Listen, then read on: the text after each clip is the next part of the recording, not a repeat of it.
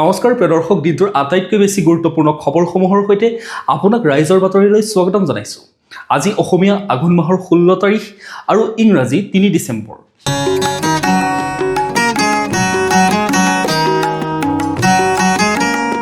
এতিয়া আহিছোঁ আমি প্ৰথমটো খবৰলৈ। বিজেপি চৰকাৰৰ দিনত শিক্ষিত নিবনুৱাৰ সংখ্যা প্ৰায় 6 লাখ। পঞ্জীয়নভুক্ত শিক্ষিত নিবনুৱাৰ সংখ্যাই অতিক্ৰম কৰিলে 22 লাখৰ ঘৰ। ৰাজ্য চৰকাৰে বিগত 4.5 বছৰত 1.5 লাখৰো অধিক চাকৰি দিয়াৰ বিপৰীতে ৰাজ্যখনত চিন্তনীয় ৰূপত বৃদ্ধি পাইছে নিবনুৱাৰ সংখ্যা। মুখ্যমন্ত্ৰী হিমন্ত বিশ্ব শৰ্মা চৰকাৰে বিগত 4.5 বছৰত 1.5 লাখৰো অধিক চাকৰি দিয়াৰ বিপৰীতে বিজেপি চৰকাৰৰ বিগত 9 বছৰত শিক্ষিত নিবনুৱাৰ সংখ্যা 5,84,174 জনলৈকে বৃদ্ধি পালে। অতি উদ্যোগৰ বিষয় যে ৰাজ্যখনত শিক্ষিত নিবনুৱাৰ সংখ্যা চিন্তনীয় ৰূপত বৃদ্ধি পাইছে। বৰ্তমান সময়ত ৰাজ্যখনত পঞ্জীয়নভুক্ত শিক্ষিত নিবনুৱাৰ সংখ্যা হৈছে 22,26,884 জন। ইয়াৰ বিপৰীতে 2006 চনৰ পৰা 2016 চনলৈকে ৰাজ্যখনত পঞ্জীয়নভুক্ত শিক্ষিত নিবনুৱাৰ সংখ্যা আছিল 16,42,718 জন। বিগত 9 বছৰত শিক্ষিত নিবনুৱাৰ সংখ্যা 5,84,174 জন বৃদ্ধি পালে। এই তথ্য খুদ ৰাজ্য চৰকাৰৰ সদ্য সমাপ্ত বিধানসভাৰ অধিৱেশনত দক্ষতা নিয়োগ আৰু উদ্যমিতা বিভাগৰ মন্ত্ৰী প্ৰশান্ত ফুকনে এই তথ্য দাখিল কৰে। মন কৰিবলগীয়া কথা যে ৰাজ্য চৰকাৰে শিক্ষিত নিবনুৱা যুৱক যুৱতীসকলক চৰকাৰী চাকৰি দিয়াৰ লক্ষ্যৰে বিভিন্ন পদক্ষেপ গ্ৰহণ কৰিছে যদিও নিবনুৱাৰ সংখ্যা দ্ৰুতগতিত বৃদ্ধি পাই আছে। এই হাৰত শিক্ষিত নিবনুৱাৰ সংখ্যা বৃদ্ধি পাই গৈ থাকিলে আগন্তুক দিনত ৰাজ্যখনত নিবনুৱা সমস্যাই জটিল ৰূপ ধাৰণ কৰিব। এতিয়া আহিছোঁ আমি পৰৱৰ্তী খবৰটোলৈ। অখিল গগৈৰ পুত্তলিকা দাহ কৰি চাহ শ্ৰমিকৰ তীব্ৰ প্ৰতিবাদ। কলিয়াবৰৰ সোণাৰীৰ চাহ বাগিচাত প্ৰতিবাদী কাৰ্যসূচীৰে অখিল গগৈৰ পুত্তলিকা দাহ কৰি চাহ শ্ৰমিকসকলে আজি তীব্ৰ প্ৰতিবাদ সাব্যস্ত কৰা দেখা যায়। উল্লেখযোগ্য যে চৰকাৰে বাগিচা শ্ৰমিকসকলক ভূমিপট্টা দিয়াক লৈ বিধায়ক অখিল গগৈয়ে বিৰূপ মন্তব্য কৰাৰ পাছৰে পৰা বাগিচাই বাগিচাই প্ৰতিবাদী কাৰ্যসূচী আৰম্ভ হৈছে। কলিয়াবৰ চাহ বাগিচাৰ সোণাৰী শাখাত আজি কৰ্মৰত মহিলা শ্ৰমিকসকলে অখিল গগৈৰ পুত্তলিকা দাহ কৰি তীব্ৰ প্ৰতিবাদ সাব্যস্ত কৰে। এই সংক্ৰান্তত শ্ৰমিক নেতা বিন্দু গঞ্জয়ে সংবাদ মাধ্যমক কয় যে ৰাইজৰ দলৰ সভাপতি অখিল গগৈয়ে অতি ঘৃণনীয় কাম কৰিছে। চৰকাৰে চাহ শ্ৰমিকক মাটিৰ পট্টা দিয়াক লৈ তেওঁৰ বিৰূপ মন্তব্যত চাহ শ্ৰমিকে তীব্ৰ প্ৰতিবাদ সাব্যস্ত কৰাৰ লগতে অদূৰ ভৱিষ্যতেও নগাঁও জিলাৰ চাহ বাগিচা অঞ্চলত অখিল গগৈৰ প্ৰৱেশ নিষিদ্ধ কৰিছে। যদি প্ৰৱেশ কৰে তেন্তে ভয়াৱহ পৰিৱেশ সৃষ্টি হ'ব বুলি চাহ শ্ৰমিক নেতাজনে সকীয়াই দিয়ে। প্ৰিয় দৰ্শক, আপোনালোকে বাতৰিসমূহ চাই থাকিব, লগতে আমাৰ চেনেলটো ছাবস্ক্ৰাইব কৰি লওক, লগতে নটিফিকেশ্যন বেল আইকনটো প্ৰেছ কৰি ৰাখক যাতে প্ৰতিদিনে আপোনালোকে আমাৰ নিউজৰ ভিডিঅ'ৰ আপডেটসমূহ পাই থাকে। এতিয়া আহিছোঁ আমি পৰৱৰ্তী খবৰটোলৈ। প্ৰাণৰ শিল্পী জুবিনৰ বাবে গৰিমাৰ কবিতাৰ মাজতে প্ৰাণ পাই উঠিছে জুবিন। খোল খাইছে জুবিনবিহীন সময়ৰ অনুভৱৰ দুৱাৰ। শব্দৰ চৈতন্যৰ মাজত যি উঠা এই অনুভৱত আছে বিশ্বাসৰ দলিচাৰে গঠা প্ৰেমৰ আকাশ। বিলীন হৈ আছে তেওঁৰ জুবিনৰ মাজতে চিৰদিনৰ বাবে। নিগুৰি আহিছে জুবিনৰ হৃদয়ৰ পৰা তেওঁ হৃদয়লৈ অগণন শব্দ। গৰিমাই লিখিছে, তোমাৰ কলিজাত দাগ লাগিব নিদিবা, তাত লুকাই আছে মোৰ অনন্তকালৰ শব্দহীন স্পন্দন।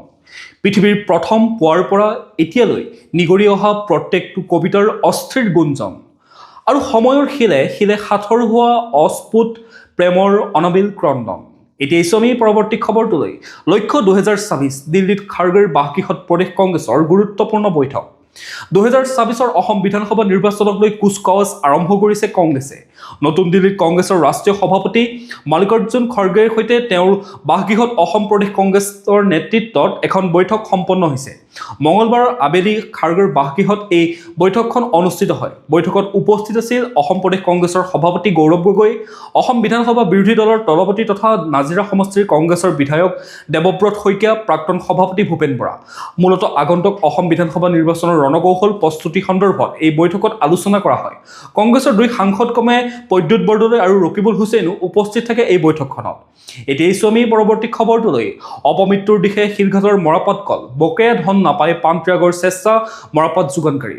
শিলঘাটৰ অসম সমবায় মৰাপাট কলত অবাঞ্ছিত ঘটনা। এক প্ৰকাৰ ব্যক্তিগত খণ্ডলৈ ধাৱমান হৈ অপমৃত্যুৰ দিশে গতি কৰা নগাঁও জিলাৰ শিলঘাটস্থিত মৰাপাট কলটোত এতিয়া সৃষ্টি হৈছে চৰম অচলাৱস্থাৰ। এই কলটোলৈ মৰাপাট যোগান ধৰা ব্যৱসায়ীসকলৰ প্ৰাপ্য 8 কোটি টকা আদায় দিব পৰা নাই কৰ্তৃপক্ষই। ইয়াৰ মাজতে নিজৰ প্ৰাপ্য বিচাৰি হাবাথুৰি খোৱা এজন ব্যৱসায়ীয়ে চৰম হতাশাত ভুগি এই কাণ্ড কৰিলে। সমবায় মৰাপাট কলত সোমবাৰে বিয়লি এই অবাঞ্ছিত ঘটনাটো সংঘটিত হয়। উত্থাপিত অভিযোগ অনুসৰি পৰিচালনা মণ্ডলীৰ কেতবোৰ ভুল সিদ্ধান্তৰ বাবে সমবায়ৰ চৰিত্ৰ হেৰুৱাইছে সমবায় ভিত্তিত গঢ়ি উঠা এই মৰাপাট কলটোৱে। এতিয়াও ব্যৱসায়ীসকলে লাভ কৰা নাই এই প্ৰাপ্য ধন। প্ৰায় 50 গৰাকী ব্যৱসায়ীয়ে প্ৰাপ্য ধন বিচাৰি মৰাপাট কল কৰ্তৃপক্ষৰ ওচৰত তাঁতবাতি কৰিবলগীয়া হৈছে। ইয়াৰ পিছতো কৰ্তৃপক্ষৰ আওকনীয়া মনোভাৱ দেখুৱাই অহাৰ গুৰুত্বৰ অভিযোগ উত্থাপন হৈছে। এতিয়া আমি পৰৱৰ্তী খবৰটোলৈ 7 টকীয়া কণীৰ মূল্য হৈছেগৈ 10 টকালৈ। শীতকাল আৰম্ভ হোৱাৰ লগে লগে দেশৰ বজাৰত পূৰ্বৰ তুলনাত এইবাৰ অধিক পৰিমাণত বৃদ্ধি হৈছে কণীৰ মূল্য। সেই সুযোগে গ্ৰহণ কৰি অসাধু ব্যৱসায়ীয়ে অসমত অস্বাভাৱিক ৰূপত বঢ়াইছে কণীৰ মূল্য। ইয়াৰ প্ৰভাৱ সাধাৰণ গ্ৰাহকৰ পৰা আৰম্ভ কৰি চৰকাৰী স্তৰলৈও পৰিছে, অথচ ইয়াকে লৈ সকলো নিমাত। এখন ব্যাগুম বিধানসভাৰ অধিৱেশনো এই মূল্যবৃদ্ধিৰ জোৱাৰৰ মাজতে পাৰ হৈ গ'ল। শাসক পক্ষ বাদেই বিৰোধীৰ এষাৰ মাত মাতিবলৈ অৱকাশ নোলাল। কণীৰ অভাৱনীয় মূল্যবৃদ্ধিৰ প্ৰভাৱ বিদ্যালয়ৰ মধ্যাহ্ন ভোজনতো পৰিছে। নাম প্ৰকাশত অনিচ্ছুক প্ৰাথমিক বিদ্যালয়ৰ লগত জড়িত শিক্ষক সংস্থা এটাৰ বিষয়ববীয়াই কয় যে মধ্যাহ্ন ভোজনত মাজে সময়ে পইচাৰ নাটনি হ'লে এটা কণীক দুভাগ কৰি ছাত্ৰ-ছাত্ৰীক যোগান ধৰা হয়। সেইখিনি কৰিবলৈ এতিয়া 10 বাৰ ভাবিবলগীয়া হৈছে। ভাৰতত কণীৰ বজাৰ নিয়ন্ত্ৰণ কৰি আহিছে নেশ্যনেল এগ কোঅৰ্ডিনেশ্যন কমিটিয়ে। সংস্থাটোৱে শেহতীয়াকৈ সদৰি কৰা অনুসৰি যোৱা 21 নৱেম্বৰৰ পৰা উৎপাদনস্থলীত কণীৰ মূল্য বৃদ্ধি হয়। অন্ধ্ৰপ্ৰদেশৰ কেইবাখনো জিলাৰ লগতে তামিলনাডুৰ নমকাল্লৈত ভাৰতৰ ভিতৰতে সৰ্বাধিক কণী উৎপাদন হয়। আজিৰ দিনটোত এই উৎসস্থলীত এক প্লেট কণীৰ পাইকাৰী মূল্য হৈছে 183 টকা আৰু এই কণীৰ মূল্য 6.10 টকা। একেদৰে এক কাৰ্টুন কণীৰ মূল্য হৈছে 1281 টকা। যোৱা 22 নৱেম্বৰৰ পৰাই এই মূল্যৰ বাহাল আছে। NECCৰ মতে উক্ত মূল্যৰ ভিত্তিত এটা কণীৰ খুচুৰা মূল্য হ'ব লাগে সৰ্বাধিক 6.47 টকা। এনেদৰে এক প্লেট কণীৰ প্লেটৰ মূল্য হ'ব লাগে 193.98 টকা। উল্লেখযোগ্য যে ৰাজ্যখনত কণীৰ দৈনিক চাহিদা 50 লাখ। ইয়াৰ বিপৰীতে অসমত দৈনিক উৎপাদন হয় সৰ্বাধিক 17 লাখ কণী। ফলস্বৰূপে অসমে বহিৰাজ্যৰ ওপৰতে নিৰ্ভৰ কৰিব লগা হৈছে। বহিৰাজ্যৰ পৰা অহা দৈনিক আগমন হোৱা ট্ৰাকৰ পৰা চিণ্ডিকেট আৰু কমিশ্যন চক্ৰই বজাৰৰ চাহিদা ভিত্তিত আদায় কৰি আহিছে ভিন ভিন পৰিমাণৰ ধন। তাৰ ওপৰতে নিৰ্ভৰ কৰি ৰাজ্যৰ কণী বজাৰখনৰ মূল্যটো উঠা নমা চলি আছে। এতিয়া আমি পৰৱৰ্তী খবৰটোলৈ। মৰিগাঁও ধৰ্ষণৰ অপৰাধত অভিযুক্ত 3জন লোকক 20 বছৰৰ সশ্ৰম কাৰাদণ্ড পক্সো আদালতৰ। মৰিগাঁৱৰ পক্সো আদালতে ধৰ্ষণৰ অপৰাধত অভিযুক্ত 3জন লোকক আজি দোষী সাব্যস্ত কৰি 20 বছৰ সশ্ৰম কাৰাদণ্ডৰে দণ্ডিত কৰে। লোককেইজন মৰিগাঁও জিলাৰ মিকিৰভেটাৰ ৰাজিবুল হক, মান্নান আলী আৰু সমেত আলী বুলি জানিব পৰা গৈছে। এই লোককেইজনে যোৱা বছৰৰ আগষ্টত মৰিগাঁও জিলাৰ মিকিৰভেটা থানাৰ অন্তৰ্গত এগৰাকী কিশোৰীক প্ৰলোভনেৰে গুৱাহাটীলৈ নি নিৰ্যাতন চলাইছিল। ঘটনা সন্দৰ্ভত কিশোৰীগৰাকীৰ পৰিয়ালৰ অভিযোগৰ ভিত্তিত মিকিৰভেটা আৰক্ষীয়ে এটা গোচৰ ৰুজু কৰি তদন্ত চলায়। পৰৱৰ্তী সময়ত আৰক্ষীয়ে তদন্তৰ প্ৰতিবেদন আৰু অভিযোগনামা মৰিগাঁও পক্সো আদালতত দাখিল কৰে। তদন্তৰ প্ৰতিবেদনৰ ভিত্তিত আদালতে লোককেইজনক আজি দোষী সাব্যস্ত কৰি শাস্তি বিহিছে। এতিয়া আমি পৰৱৰ্তী খবৰটোলৈ। ৰূপহীহাটত চৰকাৰী ভূমি বেদখলকাৰীৰ বিপদ ঘণ্টা। উচ্ছেদৰ বাবে সাজু হৈছে প্ৰশাসন। ৰূপহীহাটত অবৈধ চৰকাৰী মাটি বেদখলকাৰীৰ বাজি উঠিল বিপদ ঘণ্টা। ৰূপহীহাটৰ ভকত গাঁৱৰ উচ্ছেদৰ বাবে সাজু হৈছে প্ৰশাসনৰ এটা বৃহৎ দল। মাত্ৰ 72 ঘণ্টাৰ পিছতেই চলিব প্ৰশাসনৰ বুলডোজাৰ। ৰূপহীহাটৰ ভকত গাঁৱত 38 বিঘা ভূমিৰ 75টা পৰিয়ালৰ ঘৰত চলিব এই উচ্ছেদ অভিযান। ৰূপহীহাট আৰক্ষী আৰু অৰ্ধসামৰিক বাহিনীৰ এটা বৃহৎ দলে আজি পৰিদৰ্শন কৰে এই বেদখলীকৃত এলেকা। চৰকাৰী ভূমি খালী কৰিবলৈ ইতিমধ্যে প্ৰশাসনে জাৰি কৰিছিল নিৰ্দেশনা। ৰূপহীহাটৰ ভকত গাঁৱত উচ্ছেদৰ জাননী লাভ কৰাৰ পিছতে বেদখলকাৰীয়ে নিজে নিজে খালী কৰিছে চৰকাৰী ভূমি। উচ্ছেদৰ পূৰ্বেই বেদখলীকৃত ভূমি এৰিছে বেদখলকাৰীয়ে। নিজে নিজেই আঁতৰি গৈছে চৰকাৰী ভূমিৰ পৰা, খালী কৰিছে চৰকাৰী ভূমি। টালি টোপোলা বান্ধি অন্য ঠাইলৈ ঢাপলি মেলিছে বেদখলকাৰীয়ে। এতিয়া আমি পৰৱৰ্তী খবৰটোলৈ। কাছাৰত পুনৰ জব্দ 29 বস্তা আফুগুটি। কাছাৰ আৰক্ষীৰ বৃহৎ সফলতা। চোৰাং আফুগুটিৰ বিৰুদ্ধে অভিযান চলাই CRPF আৰু কাছাৰ আৰক্ষীয়ে বুজন পৰিমাণৰ আফুগুটি জব্দ কৰিবলৈ সক্ষম হয়। গোপন তথ্যৰ ভিত্তিত 155 নম্বৰ CRP উদাৰবন্দ আৰু বাৰখালা আৰক্ষীৰ যুটীয়া অভিযানত শিলচৰ হাফলং পথত জব্দ কৰে আফুগুটিখিনি। বালাচাৰাৰ টোলগেটৰ ওচৰত তালাচী চলাই এখন বলেৰো পিকআপ ভেনৰ পৰা 29 বস্তা আফুগুটি জব্দ কৰে। আফুগুটিখিনিৰ ওজন প্ৰায় 8 কুইণ্টল বুলি জানিব পৰা গৈছে আৰু ইয়াৰ বজাৰ মূল্য হ'ব লাখ টকাৰো অধিক বুলি আৰক্ষীয়ে প্ৰকাশ কৰিছে। এতিয়া আমি পৰৱৰ্তী খবৰটোলৈ। আজি আৰক্ষীত নিযুক্তি লাভ কৰিব 5818 গৰাকী প্ৰাৰ্থীয়ে। সৰুসজাই ষ্টেডিয়ামত অনুষ্ঠিত সভাত মুখ্যমন্ত্ৰীয়ে প্ৰদান কৰিব নিযুক্তি পত্ৰ। মহানগৰীৰ সৰুসজাই ষ্টেডিয়ামত বুধবাৰে অনুষ্ঠিত হ'ব গৃহ বিভাগৰ বৃহৎ নিযুক্তি সমাৰোহ। অসম আৰক্ষীত নিযুক্তি লাভ কৰিব 5518 গৰাকী প্ৰাৰ্থীয়ে। ইয়াৰে 156 গৰাকী প্ৰাৰ্থীয়ে উপ পৰিদৰ্শক পদত নিযুক্তি লাভ কৰাৰ বিপৰীতে 5410 গৰাকীক কনিষ্টবল পৰ্যায়ত নিযুক্তি লাভ কৰিব। মুখ্যমন্ত্ৰী ডক্টৰ হিমন্ত বিশ্ব শৰ্মাই প্ৰদান কৰিব নিযুক্তি পত্ৰ। উল্লেখযোগ্য যে চাহ জনজাতিৰ 120 গৰাকী প্ৰাৰ্থীক 8 ডিচেম্বৰতহে এক বিশেষ সভাযোগে নিযুক্তি পত্ৰ বিতৰণ কৰা হ'ব। এতিয়া আহিছোঁ আমি পৰৱৰ্তী খবৰটোলৈ। জনজাতিসকলৰ যৌথ মঞ্চ CCTOA আলোচনাৰ বাবে আমন্ত্ৰণ ৰাজ্য চৰকাৰ। 6 জনগোষ্ঠীক জনজাতিকৰণৰ প্ৰস্তাৱ মন্ত্ৰীগোটে অসম বিধানসভাত দাখিল কৰাৰ পিছৰে পৰা ধাৰাবাহিক আন্দোলন অব্যাহত ৰাখিছে জনজাতিসকলৰ যৌথ মঞ্চ CCTOA।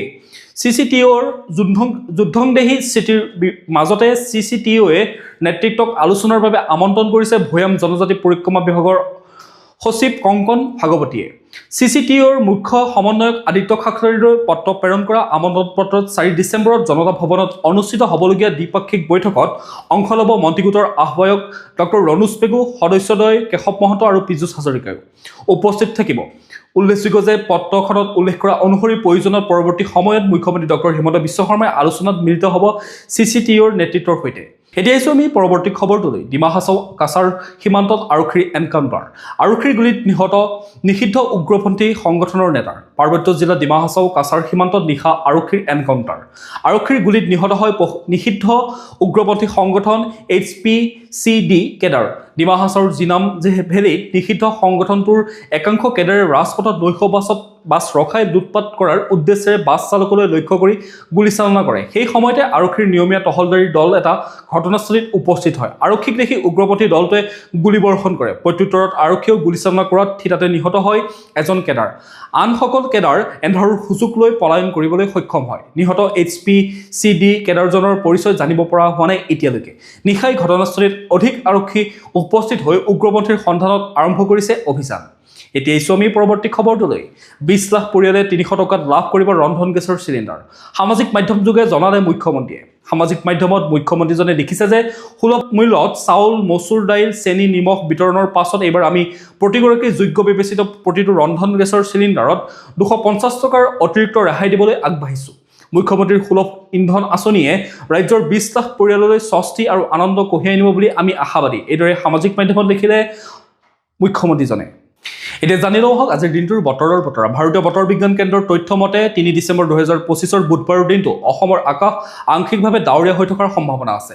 দিনটোৰ সৰ্বোচ্চ তাপমাত্ৰা 25 ডিগ্ৰী চেলছিয়াছ হ'ব আৰু ৰাতিৰ সৰ্বনিম্ন তাপমাত্ৰা 15 ডিগ্ৰী চেলছিয়াছ হ'ব। লগতে সূৰ্যোদয় হ'ব পুৱা 5:54 আৰু সূৰ্যাস্ত হ'ব 4:30। এতিয়া আহিছোঁ আমি ৰাষ্ট্ৰীয় গুৰুত্বপূৰ্ণ খবৰসমূহৰ মাজলৈ। প্ৰধানমন্ত্ৰীৰ কাৰ্যালয়ৰ নতুন নাম সেৱা তীৰ্থ। সকলো ৰাজভৱনৰ নাম হ'ব লোকভৱন। এতিয়াৰ পৰা নতুন নামেৰে জনা যাব প্ৰধানমন্ত্ৰীৰ কাৰ্যালয়ৰ চৌহদক। এতিয়াৰ পৰা প্ৰধানমন্ত্ৰীৰ কাৰ্যালয়ৰ চৌহদ সেৱা তীৰ্থ নামেৰে পৰিচিত হ'ব। মঙলবাৰে চৰকাৰী সূত্ৰই এই কথা প্ৰকাশ কৰে। নিৰ্মাণ সম্পূৰ্ণ হোৱাৰ অন্তিম পৰ্যায়ত থকা এই নতুন চৌহদটো পূৰ্বে চেণ্ট্ৰেল ভিষ্টা পুনৰ নিৰ্মাণ প্ৰকল্পৰ অধীনত এক্সিকিউটিভ এনক্লেভ নামেৰে জনাজাত আছিল। প্ৰধানমন্ত্ৰীৰ কাৰ্যালয়ৰ উপৰিও এক্সিকিউটিভ এনক্লেভ, কেবিনেট সচিবালয়, ৰাষ্ট্ৰীয় নিৰাপত্তা পৰিষদৰ সচিবালয় আৰু ইণ্ডিয়া হাউচৰ কাৰ্যালয়ো থাকিব। ফলত এই সমগ্ৰ চৌহদটো ভ্ৰমণকাৰী বিশিষ্ট ব্যক্তিসকলৰ সৈতে উচ্চ পৰ্যায়ৰ আলোচনাৰ এক গুৰুত্বপূৰ্ণ স্থান হিচাপে পৰিগণিত হ'ব। সেৱাৰ মনোভাৱক প্ৰতিফলিত কৰাৰ বাবে এই কৰ্মক্ষেত্ৰক সেৱা তীৰ্থ হিচাপে ডিজাইন কৰা হৈছে। শাসন ব্যৱস্থাৰ ধাৰণা সত্ত্ব অৰ্থাৎ শক্তিৰ পৰা সেৱালৈ আৰু কৰ্তৃত্বৰ পৰা দায়িত্বলৈ গতি কৰিছে বুলি উল্লেখ কৰি বিষয়াসকলে কয় যে পৰিৱৰ্তন কেৱল প্ৰশাসনিক নহয়, সাংস্কৃতিক আৰু নৈতিকো। একেদৰে ৰাজ্যৰ ৰাজ্যপালসকলৰ বাসগৃহসমূহ যাক ৰাজভৱন নামেৰে জনা যায় সেইসমূহো এতিয়াৰ পৰা জনা যাব লোকভৱন নামেৰে। বিষয়াসকলে লগতে কয় যে প্ৰধানমন্ত্ৰী নৰেন্দ্ৰ মোদীৰ দিনত শাসন কাৰ্য পৰিচালনা কৰা স্থানসমূহক কৰ্তব্য আৰু স্বচ্ছতাক প্ৰতিফলিত কৰিবলৈ নতুন ৰূপ দিয়া হৈছে। এতিয়া আহিছোঁ আমি পৰৱৰ্তী খবৰটোলৈ। দেশত 4টালৈ হ্ৰাস পাব চৰকাৰী বেংকৰ সংখ্যা। কেন্দ্ৰীয় চৰকাৰে দেশত ৰাজহুৱা খণ্ডৰ বেংকৰ পুনৰ চামিলকৰণৰ প্ৰস্তুতি চলাইছে। ৰাষ্ট্ৰীয় সংবাদ মাধ্যমৰ বাতৰিত উল্লেখ কৰা অনুসৰি কেন্দ্ৰীয় চৰকাৰে এক নতুন পৰিকল্পনা প্ৰস্তুত কৰিছে আৰু ইয়াৰ জৰিয়তে বিত্তীয় বৰ্ষ 2027ৰ ভিতৰত ভাৰতত চৰকাৰী বেংকৰ সংখ্যা বৰ্তমানৰ 12টাৰ পৰিৱৰ্তে মাত্ৰ 4টালৈ হ্ৰাস কৰিব বিচাৰিছে। এই পৰিকল্পনাৰ অধীনত ভাৰতীয় state bank, Punjab national bank, bank of Baroda আৰু কানাড়া ইউনিয়ন বেংক চামিলকৰণ কৰা হ'ব। চৰকাৰী বেংকৰ বেলেন্স শ্বীট শক্তিশালী কৰিবলৈ চৰকাৰে পুনৰ ৰাজহুৱা বেংকৰ একত্ৰীকৰণ তথা চামিলকৰণ কৰিব বিচাৰিছে। এতিয়া আহিছোঁ আমি পৰৱৰ্তী খবৰটোলৈ। দেশত বাধ্যতামূলক হ'ব সঞ্চাৰ সাথী এপ। মোবাইলৰ পৰা গ্ৰাহকে আঁতৰাব নোৱাৰিব এই এপ। 90 দিনৰ ভিতৰত মোবাইল কোম্পানীয়ে কৰিব লাগিব এপৰ কাৰ্যকৰীকৰণ। দেশৰ মোবাইল কোম্পানীলৈ নিৰ্দেশ কেন্দ্ৰীয় চৰকাৰৰ। কি এই সঞ্চাৰ সাথী এপ? সঞ্চাৰ সাথী এপ হৈছে ভাৰত চৰকাৰৰ টেলিকমিউনিকেশ্যনৰ বিভাগৰ দ্বাৰা তৈয়াৰ কৰা এটা চৰকাৰী মোবাইল এপ আৰু ৱেব পৰ্টেল। ই মূলতঃ নাগৰিকৰ বাবে নিৰাপত্তা বৃদ্ধি কৰা, মোবাইল প্ৰতাৰণা, চাইবাৰ স্কেম ৰোধ কৰা আৰু সচেতনতা বৃদ্ধি কৰাৰ উদ্দেশ্যেৰে বনোৱা হৈছে। এই এপটো 2025 চনৰ আৰম্ভণিতে লঞ্চ কৰা হৈছে আৰু গুগল প্লে ষ্টৰত উপলব্ধ। এতিয়া আছো আমি খেল জগতৰ খবৰসমূহৰ মাজলৈ। মহিলাৰ FIH হকী জুনিয়ৰ বিশ্বকাপত নামিবিয়াক পৰাস্ত কৰি ভাৰতৰ অভিযান আৰম্ভ। মহিলা FIH হকী জুনিয়ৰ বিশ্বকাপ প্ৰতিযোগিতাত ভাৰতৰ মহিলা দলটোৱে নামিবিয়াৰ বিৰুদ্ধে 13-0 গ'লৰ ব্যৱধানত বিজয় সাব্যস্ত কৰি নিজৰ অভিযান আৰম্ভ কৰিছে। চিলিৰ সান্তিয়াগোত চলি থকা প্ৰতিযোগিতাৰ প্ৰথমখন খেলত বিজয়েৰে ভাৰতৰ দলটো তালিকাৰ শীৰ্ষক উপনীত হৈছে। ইপিনে তামিলনাডুৰ মাদুৰাইত চলি থকা পুৰুষৰ জুনিয়ৰ বিশ্বকাপ হকীত ভাৰতে আজি লীগ পৰ্যায়ৰ চূড়ান্ত খেলত ছুইজাৰলেণ্ডৰ বিৰুদ্ধে খেলিব। ভাৰতীয় সময় অনুসৰি খেলখন নিশা 8 বজাত অনুষ্ঠিত হ'ব। ভাৰত আৰু ছুইজাৰলেণ্ড দুয়োটা দলেই পুল বিৰ এখনো খেলত পৰাজিত হোৱা নাই যদিও গ'লৰ ক্ষেত্ৰত ব্যৱধানৰ প্ৰতি লক্ষ্য ৰাখি ভাৰতৰ তালিকাৰ শীৰ্ষস্থানত ৰখা হৈছে। এতিয়া ইছো আমি আন্তঃৰাষ্ট্ৰীয় গুৰুত্বপূৰ্ণ খবৰসমূহৰ মাজলৈ। বৃহস্পতিবাৰে ভাৰতলৈ আহিব ৰুছ ৰাষ্ট্ৰপতি পুটিন। ৰাছিয়া আৰু ইউক্ৰেইনৰ মাজত যুদ্ধ আৰম্ভ হোৱা আৰু পাকিস্তানৰ বিৰুদ্ধে ভাৰতে অপাৰেচন সিন্দুৰ চলোৱাৰ পিছত প্ৰথমবাৰৰ বাবে ভাৰত ভ্ৰমণলৈ আহি আছে ৰুছ ৰাষ্ট্ৰপতি ভ্লাদিমিৰ পুটিন। 23 সংখ্যক ভাৰত ৰাছিয়া বাৰ্ষিক সন্মিলনত যোগদানৰ বাবে অহা 4-5 ডিচেম্বৰত ভাৰতত থাকিব পুটিন। প্ৰধানমন্ত্ৰী নৰেন্দ্ৰ মোদীৰ সৈতে ৰুছ ৰাষ্ট্ৰপতিগৰাকীৰ বৈঠক অনুষ্ঠিত হ'ব আৰু এই বৈঠকত দুয়োখন দেশৰ মাজত প্ৰতিৰক্ষা সহযোগিতাৰ বিষয়ে আলোচনা কৰা হ'ব। বিশেষকৈ পাকিস্তানক কাবু কৰা সুদৰ্শন চক্ৰ S-400ক লৈ নতুন চুক্তিৰ বিষয়েও আলোচনা কৰা হ'ব বুলি জানিব পৰা গৈছে। এই বৈঠকতে ভাৰতীয় বিমান বাহিনীক আৰু 2ৰ পৰা 3খন S-400 সৰবৰাহৰ প্ৰস্তাৱ দিব পাৰে মস্কোৱে। ক্ৰেমলিনৰ তৰফৰ পৰা জনোৱা হৈছে যে ডিচেম্বৰ মাহৰ 4 আৰু 5 তাৰিখে ভাৰতলৈ আহিব ৰুছ ৰাষ্ট্ৰপতিগৰাকী। ভাৰতৰ প্ৰধানমন্ত্ৰী নৰেন্দ্ৰ মোদীয়ে আমন্ত্ৰণক্ৰমে দেশখনলৈ আহিব তেওঁ। এই সপ্তাহৰ আৰম্ভণিতে ভাৰতৰ বিদেশ মন্ত্ৰালয়ে পুটিনৰ এই ভ্ৰমণৰ কথা নিশ্চিত কৰিছে। দিল্লী আৰু মস্কোৰ মাজত অনুষ্ঠিত হ'বলগীয়া বাৰ্ষিক সন্মিলনত তেওঁ ভাগ ল'ব বুলি জানিব পৰা গৈছে। এই সময়ছোৱাত প্ৰধানমন্ত্ৰী নৰেন্দ্ৰ মোদীৰ সৈতে এখন দ্বিপাক্ষিক বৈঠকতো অংশগ্ৰহণ কৰাৰ কথা আছে। ৰাছিয়াৰ প্ৰশাসনিক দপ্তৰৰ ক্ৰেমলিনৰ মুখপাত্ৰ দিমাত্ৰী পেস্কভে নৱেম্বৰ মাহতে ৰুছ ৰাষ্ট্ৰপতি পুটিনৰ এই ভাৰত ভ্ৰমণৰ বিষয়ে সম্ভাৱনা প্ৰকাশ কৰিছিল। প্ৰিয় দৰ্শক, আজিৰ দিনটোৰ গুৰুত্বপূৰ্ণ খবৰসমূহ আছিল ইমানেই। আপোনালোকে যদি এতিয়াও আমাৰ চেনেলটো ছাবস্ক্ৰাইব কৰি ল'বলৈ পাহৰি গৈছে, অনুগ্ৰহ কৰি চেনেলটো ছাবস্ক্ৰাইব কৰি লওক, লগতে নটিফিকেশ্যন বেল আইকনটো প্ৰেছ কৰি ৰাখক যাতে প্ৰতিদিনে আপোনালোকে আমাৰ নিউজৰ ভিডিঅ'ৰ আপডেটসমূহ পাই থাকে। লগতে ভিডিঅ'টো যদি চাই ভাল পালে এটা লাইক কৰি থৈ যাব আৰু কমেণ্টত আপোনাৰ মতামত দিবলৈও নাপাহৰিব। কাইলৈ পুনৰ একে সময়তে লগ পোৱাৰ প্ৰতিশ্ৰুতিৰে আপোনাক বহুত বহুত ধন্যবাদ জ্ঞাপন কৰিছোঁ।